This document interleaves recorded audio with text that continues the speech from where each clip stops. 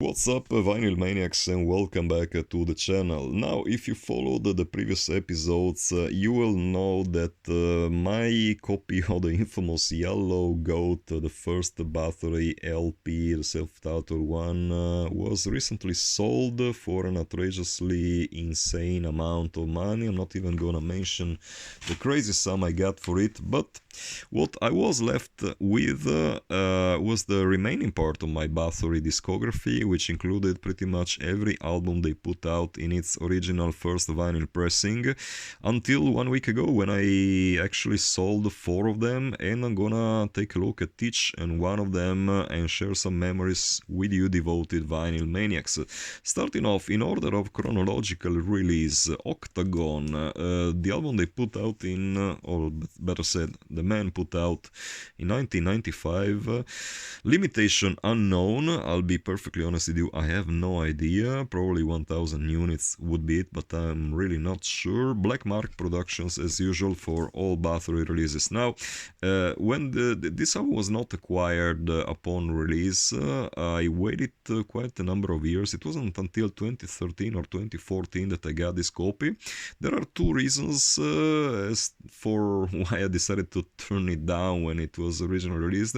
First one will surprise some of you, but as odd as it may sound, I was only introduced to Bathory in 1994, that's 1 year before this album came out, thanks to a dubbed tape of Bloodfire Death. But the problem is that I didn't really like that album. I mean, I still don't like it all that much nowadays. I sort of like got used to it in a way, but but yeah, it's definitely not my favorite Bathory release. And so I was slightly, turned off by the idea of acquiring another Bathory release after the first one kind of disappointed me.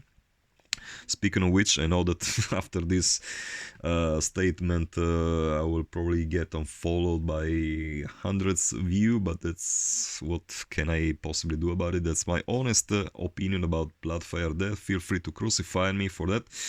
And the other reasons that Octagon, when it came out, it suffered from very, very negative, poor reviews from the specialized press. I mean, in hindsight, I can definitely tell why reviewers back then were not happy about this release, because in my opinion, this is by far the worst thing Quarton ever put out, and I'm including the solo stuff in this statement because this is just downright terrible under all points of view. There is nothing I would say about this record, not the cover artwork, not the recording quality. There isn't really one song that stands out. The previous LP, Requiem, somehow included a couple of songs. It was a very mediocre album, but somehow a few songs managed to stand out. In Octagon, I really can't think of a single, good song of this one. There is a pretty dreadful Kiss cover, Deuce, like the very last song. Really, I wish I could forget the existence of this album. It just doesn't do it for me.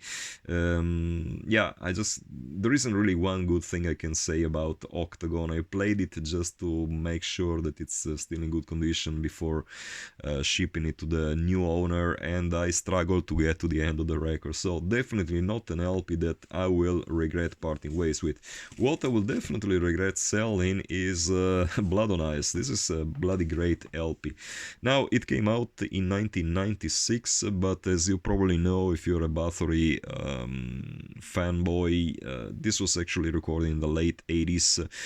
Somehow Quarton was not satisfied with how the release turned out, with the recording quality, whatever the issue was, I can't really tell. I think he had some problems with how the album sounded compared to his black metal releases. Whatever the reason was, he didn't put it out until 1996, thanks to the popular demand, because fans were pressing him, please put this album out because it's very, very good. And indeed, it's bloody good. It's definitely classic Bathory here.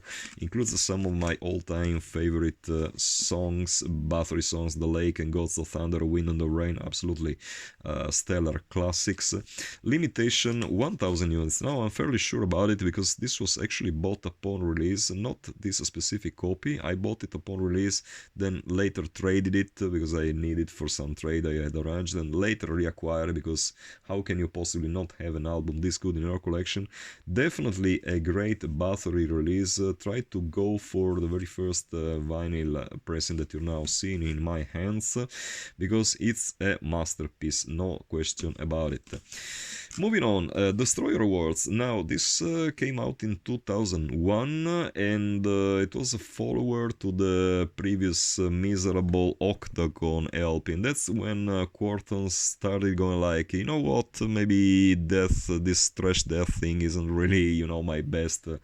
Those two albums that I put out weren't really my best things ever. So let me go back to the classic Bathory sound of albums like Twilight of the Gods, Hammerheart. And I can see how he wanted to somehow recapture that sound, but somehow this album doesn't deliver under that point of view and kind of falls short a bit. I would say like it's a half-baked cookie. It does include some good songs. Lake of Fire, the first, the opener, really like it. Destroyer Awards is also a pretty decent song. Death from Above, pretty terrible. Kill, I mean, just forget about it. It is an album full of like it has some ups but also quite a few downs. Definitely not what I would personally recommend if you have never heard a band before. Don't start from Destroyer Awards. This is an album that I would recommend to the die-hard fans as a collector's item mainly. First edition, unfortunately, it's slightly there's like slight damage on the cover. I really don't remember what happened to my copy. I think this came from the same batch. I acquired this LP from the same dude that I bought the Octagon LP from. It was like he sold me a bunch of Bathory albums, including all the Jubileum collections, for literally, I don't remember if it was like 50 euros all in all, like 5 LPs for that amount of price. So yeah, this copy is slightly beaten up. Musical value, as I said before, not exactly the finest Bathory release, but if you're a collector, yeah, I mean, why not? I don't really know what it currently goes for. My copy, this one that you're seeing right now, sold for a generous amount of money. I personally would never spend more than 10 euros on it, but you do you. Moving on, Norland. Now, this was definitely Norland Part 1 and 2. This was definitely Bathory's return to form after the not so convincing Destroyer Words and after the two lame the Trash Death releases that we just mentioned.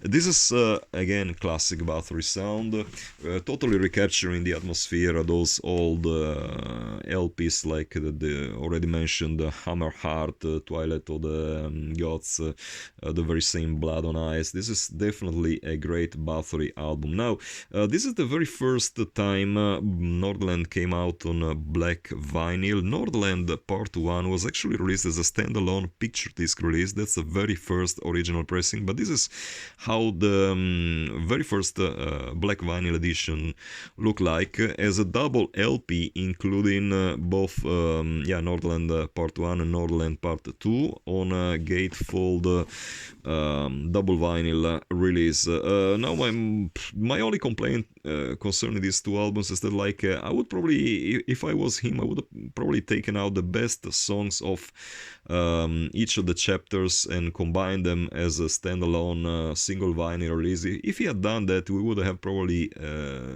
one of the best Bathory albums ever.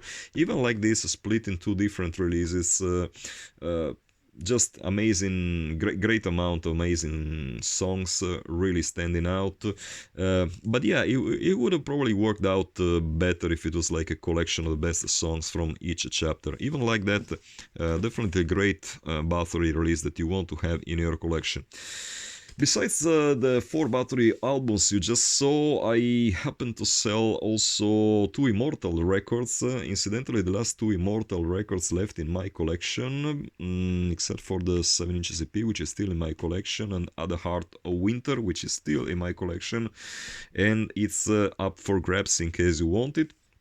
Dlin Black. Now, Dlin Black came out in 2001. Yep, that's no 2000. Actually, the year 2000, as a follow-up to their great At the Heart of Winter release. Now, At the Heart of Winter, in my humble opinion, could be as well the strongest Bathory. Sorry, Bathory. Yeah, Immortal LP in terms of like songwriting.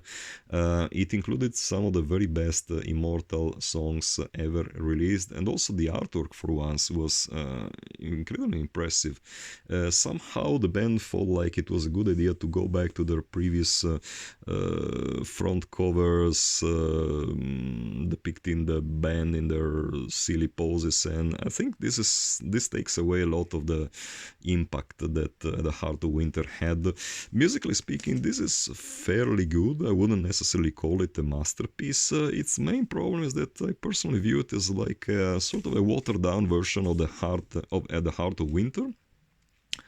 Not that it's a bad album by any stretch of the imagination, but I don't know, somehow it doesn't have the lasting power that At the Heart of Winter had.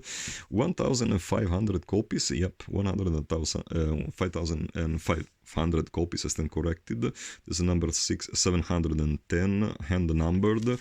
Yeah, what to say? I think that at the point when this album came out, Immortal lost a lot of their edge, and fans somehow got fed up with this image. There's this, out of shape dude that's just hilariously ridiculous. This is one of the cheesiest, corniest covers of all times, in my opinion. The music itself isn't bad. It's a fairly solid LP, but I feel like by the time this album came out, the whole Immortal concept had already got stretched to its own limits, and the band really didn't have much things to say.